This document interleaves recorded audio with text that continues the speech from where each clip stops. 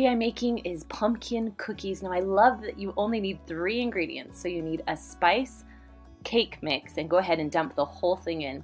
Next, you're gonna take just a can of pumpkin. Again, dump the whole thing in.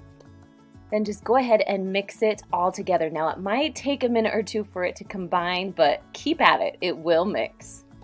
Then you're just gonna add 2 cups of your favorite chocolate chips. I love milk chocolate chips, but you can use dark chocolate chips too. Then just mix that until it is well combined. Now to make these cookies, I love using cookie scoops or even an ice cream scoop. It makes it so much easier, and they all are the same size. Now here's my secret. I usually put aside a few chocolate chips so I can put them on top so you can get the perfect cookie every time. All right, you're gonna bake them at 350 degrees for about 8 to 10 minutes whenever they are cooked on the bottom, and yeah, they're still a little soft. The next one is my skinny banana cookies. I love making these if I'm looking for a little bit healthier of a treat. So I have 2 bananas here that I'm just smashing with a fork. You can use a blender or a beaters too, whatever makes it easiest for you. Now once it is nice and soft, you're going to add 1 cup of old-fashioned oats into the mixture. Then you're going to add about 1/4 cup of semi-sweet chocolate chips or milk chocolate chips, whatever one you choose.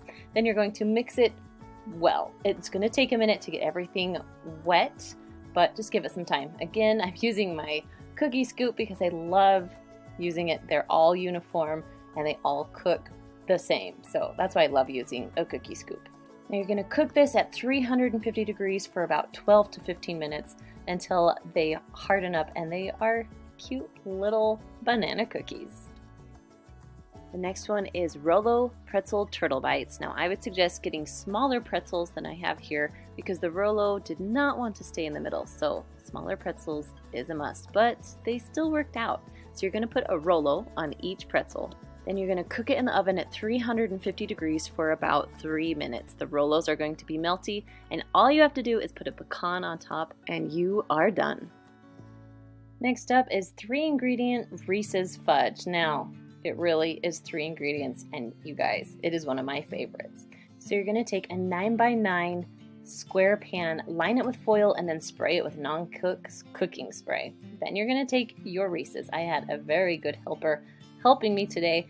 We're going to do 16 on the bottom of the pan. Next, you're going to take 3 cups of chocolate chips and then just dump them into a microwave-safe bowl. Now you could do this on the stove top also, but I love using the microwave. Then you're going to take 1 can of sweetened condensed milk and just pour it in over your chocolate chips. Then I like to microwave in 30-second increments and then stir in between each 30 seconds. Then stick it right back in the microwave. Now once everything is melted, it's starting to get a little bit thick. This is how we like it. So now it's time to put it onto your Reese's. We're making the rest of the fudge. Go ahead and pour it on very gently. The Reese's might come up a little bit as you're spreading, so just try and hold them down as you spread. Now it's time for the topping, and of course it needs to be Reese's. So I started out with 22 Reese's. I put 16 on the bottom, and the rest I am just crumbling up and I'm pressing down into the fudge. So when it cools and hardens, the Reese's will be stuck in there. Now I let this sit in the fridge for about an hour and a half, and it is hardened and ready to go. So I carefully pull away my foil, and then you can cut right into it. Now I love this fudge because you don't need a candy thermometer, and it actually keeps its shape pretty well. I also love that you can see the Reese's on the bottom and on the top. Now whenever I make this fudge, it is gone instantly. Next up is my luscious lemon cake. Now I love this because you only need 2 ingredients. So we have lemon cream pie filling and then 1 box of angel food cake. That simple. So you're going to dump the whole bag of your angel food cake into a bowl, and then you're going to just add in your lemon filling. Now I would suggest mixing very carefully at first because that cake mix will get all over. Once it's combined a little bit, then start using a whisk and it will make the job a little easier for you. Now I sprayed a 9x13 pan with non-stick cooking spray, and then you're just going to dump in the batter. Spread it around as evenly as you can, but don't worry, it will cook and it will even out pretty well. Now once it is pretty even, you're ready to bake it. You're going to bake it at 350 degrees for 20 minutes, and it really turns out perfect. This is angel food cake with a lemon into it. Oh, it's so good. I like to add a little bit of whipped cream and then some strawberries on top. All together, this thing tastes amazing. Next up is cookies and cream pretzels. Now you can use any pretzels for this. I found some cute little round ones, so I thought I would give those a try. So you're just going to melt some white chocolate. You can use white chocolate chips. You can use whatever you want, but I just did a little bit because I don't need a ton. This is a perfect after-school snack for my kids. So you're going to go ahead and dip your pretzels and then put them on lay out some foil, put them on the foil so they can dry. Then you're just going to add a little bit of crunched Oreos. It just gives it the perfect amount of flavor with the chocolate and the pretzels all together. It's so good. Next up is M&M fudge. This is so simple because, again, only 3 ingredients. Now you're going to be on low medium heat. We're going to add 2 cups of semi-sweet chocolate chips and then just 1 14-ounce can of sweetened condensed milk right on top. Now as this starts to melt, you want to make sure that you keep stirring it because you don't want anything to burn onto the bottom of the stovetop. Now once it's all melted, you're going to go ahead and add 3/4 cup of those little mini baking M&Ms and just mix them just until it's combined, no more than that. Then you're going to take a 9x9 pan, make sure it's covered with foil, spray some nonstick cooking spray on it, then go ahead and spread your fudge all along the bottom of the pan. Then you're going to take the rest of your M&Ms and gently put them on top. Then you're going to press down so as the fudge hardens, the M&Ms will stay in the fudge. Now I like to keep it in the fridge for about an hour or two, let it stiffen up, and then go ahead and remove the foil. Gently cut into it, and then you're going to have perfect fudge pieces. I like these because they stay in their shape. They're not really gooey. They are perfect every time. You don't have to use a candy thermometer. It really is the easiest fudge recipe.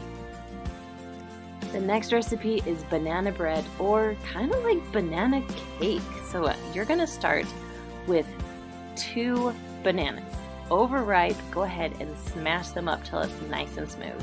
Then on top of that, you're going to add half of a package of a cake mix.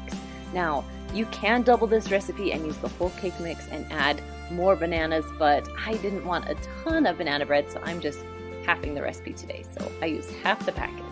Then you're just going to add 1 egg and then mix it all together. Those are your 3 ingredients. Now once it's all mixed together and pretty smooth, I mean you will have a little bit of banana chunks in there, which is, I think, delicious. You're going to go ahead and spray 2 small pans. Then go ahead and trying to even out your cake batter, or I guess your banana cake batter, there we go. So each pan is about filled the same. Next, you're going to preheat your oven to 350 degrees and you're going to cook these for about 30 minutes. Now, if they need to cook a little more, go ahead and do that, but I like them a little bit golden brown and they are super soft in the middle. Up next is my 2-ingredient strawberry fudge. Now, this is super simple because you just need 2 ingredients. You need strawberry frosting and you need white chocolate, about 12 ounces of white chocolate.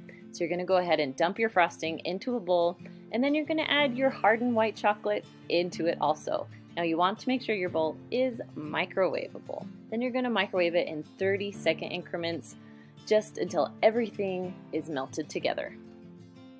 Now go ahead and set your frosting mixture to the side. You're going to get a 9x9 square pan. I lined mine with foil, sprayed a little bit of cooking spray, and then you can dump your strawberry fudge right into it. Now it went pretty flat on its own. Now I'm going to add just a little bit of sprinkles because, you know, I have lots of little girls and they love the sprinkles. So we're going to add a little bit of red sprinkles on top just to give it a little extra.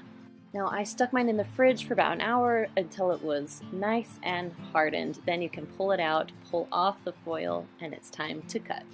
Now I know what you're thinking. It's a little odd that it's just 2 ingredients, but I'm telling you, it is my kids' favorite kind of fudge. Now, of course, I need an Instant Pot recipe in here, so I'm going to make dulce de leche, or homemade caramel. So we're going to start out with a 14-ounce can of sweetened condensed milk. Now I'm actually going to cook it inside of this can, so we have to take the wrapper off. Now once the wrapper is off, this is the most important part. Take the lid off. You will have an explosion or something horrible, so make sure the lid is off. Now to make it a little bit easier, you want to put something down below, so whether it's foil or a trivet, something so it's just not right sitting on the bottom. Then you're going to cover your can with aluminum foil. Now make sure it is sealed tight as you can get it. Then you're going to put your can just right on top of your trivet. Next, you're going to fill up your pot until the water is about halfway up the can. Now, although it's hard to tell here, the water is filling up, and when I'm done filling it up, it's halfway up the can. So now you're going to put the lid on, make sure that it's really tight and sealed correctly, and you're going to turn the knob to sealing. Now, depending on which kind of Instant Pot you have, this Instant Pot has a pressure cook button, or if you have a different one, it could have a manual button, but we're going high pressure all the way up to 40 minutes. When the 40 minutes is up, go ahead and turn the knob for a quick release, and then take the lid off when all the pressure has released. Now you're going to want some sort of oven mitt to pull out your can. You can use your trivet, but for me it was easier just to use my oven mitt and pull it right out. Now for my favorite part, it's time to take the foil off of the can. Now if I would have known that it was this easy to make dulce de leche, I would have made it many years ago. Now the caramel or caramel is a little thick right now. The goal is to get it nice and smooth. So I like to dump mine into a bowl and put about a half a teaspoon of vanilla on top and just start mixing. Now keep mixing because it will get smooth and it will start to set up. As soon as it sets up, you can serve it with apples. I like to serve it with a little bit of sea salt on top. Now I just had a recipe a few weeks ago where I made some caramel poke cake. That would be delicious on this poke.